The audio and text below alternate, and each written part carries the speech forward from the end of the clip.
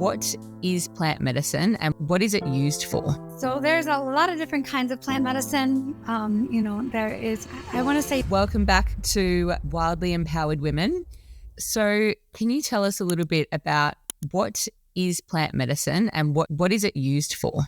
so there's a lot of different kinds of plant medicine. There is medicinal mushrooms are a very popular plant medicine right now, and they're being legalized, especially in the United States where I am. They're starting to be legalized to be used for anxiety and depression and mental health illness of various kinds. There's also ayahuasca, which is a combination of two plants, the ayahuasca vine and chacruna, that is brewed together alongside many other master plant teachers. Then there's also wachuma, there's peyote, there is, I guess, not so much plant medicines, but there's, you've heard a lot about kambo, which is a frog medicine, or bufo, which is a toad medicine. There's so many different kinds of plant medicine that are available to us right now. And there's a lot of people that are going on these deeper shamanic journeys with different plant medicines. And each of them have a different healing, property to them. And each of them have different, I want to say technologies is the best word. Each of them carry different technologies. And so I often, when people come to me and they're like integrating a certain journey, a lot of my work surrounds plant medicine integration. But often if people come to me and they're asking like, I've got this going on, like where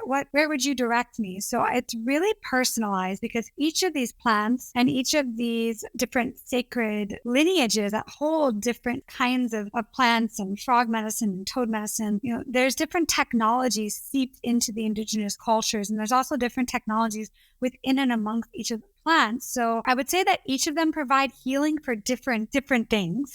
For some plants, anxiety is more often what it's used for. For some, it's depression. For some, it's more often looking at healing ancestral wounds or deep traumas or PTSD, things such of this nature. So I would say that every plant offers a different technology, and also different people respond to different plants very differently. Like for me, I work specifically with ayahuasca. It's a plant, these plants are spirits and they're teachers. And so we are actually establishing a relationship. And I often see that this part of plant medicine is missing right now, especially with this revolution. And so many people are talking about it. But what's missing is that this development of a special relationship. So just like a friendship, you're cultivating a relationship, a union with this plant.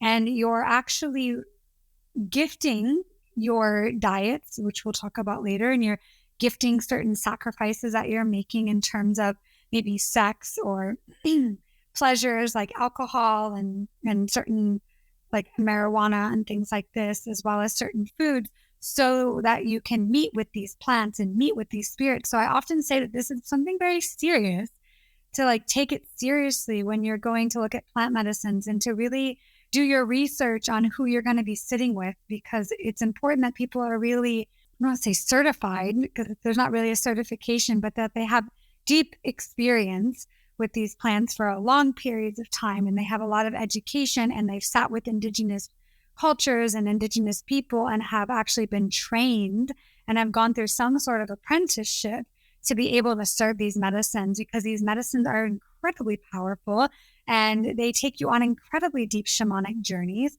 And so it's important that there is sort of a preparation process for these plants. There's a relationship established coming in to meet these plants. There's a journey that's held in a very intimate container that has a lot of awareness and a lot of trauma-informed presence in that space, as well as post-integration. So plant medicine is a word that's really, really hot right now, I guess you could say. And so I'm bringing it back to the beautiful, immense, potent energy that these plants carry, and to not take these journeys lightly, and to really prepare yourself for these journeys, do your research on who's serving these sacred medicines, and also really attune to yourself, like which medicines are you being called to for whatever you're dealing with. And if you don't know which medicines are best for what, to really ask people that would know, and to do your research and to see where you're being called intuitively and because these plants are very intelligent, and all of these sacred plant teachers are very intelligent, and they kind of have a way of calling us forward and calling us to. I would say that ayahuasca really called to me and called me to a very specific part of Peru. And so I followed that calling. So there's also an intuitive aspect of this where the plants are way more intelligent than we are, and they often will call you forth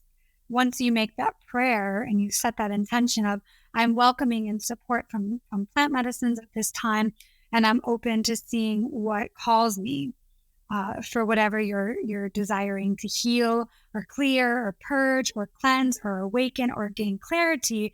But ultimately, you're creating a relationship. So this is a very sacred communion point in one's life when they say yes to plant medicine. And they're ultimately saying yes to some of the deepest work that I have seen done alongside therapy and mentorships and coaching and facilitation and integration as well. Yeah, it's kind of a long answer to that, but it's such a big question and such a broad topic because there's so many different plants that you can work with. And if I were to like put a list here, I mean, it's hundreds of different plants that you can journey with and work with and diet with. And even if you look at medicines like cacao, it's a very sacred medicine that we're establishing a relationship with.